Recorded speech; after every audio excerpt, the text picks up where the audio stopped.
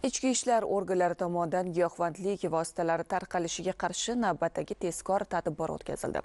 Natijada bunday jinoyat bilan shug'ullangan shaxslar qo'lga olindi.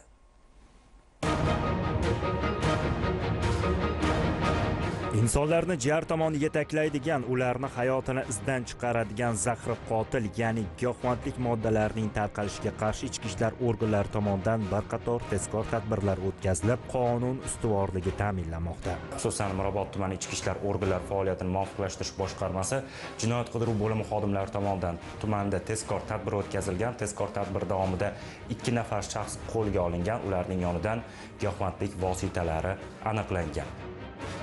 Mirobod tumani ichki ishlar organlari faoliyatini muvofiqlashtirish boshqarmasi xodimlari tomonidan 2 nafar shaxs o'zini shubhali tug'dirilganligi sababli ularni ko'zdan kechirilganda yonida giyohvandlik moddasi borligi aniqlandi. Bundan tashqari ular bilan olib borilgan keyingi tezkor qidiruv tadbirlari davomida 2 shaxs Telegram botlari orqali zakladka sifatida Mirobod tumani Banakati 2-tor ko'chasiga 2 ta joyga zakladka sifatida narkotik moddalar qo'yib ketganligi aniqlandi.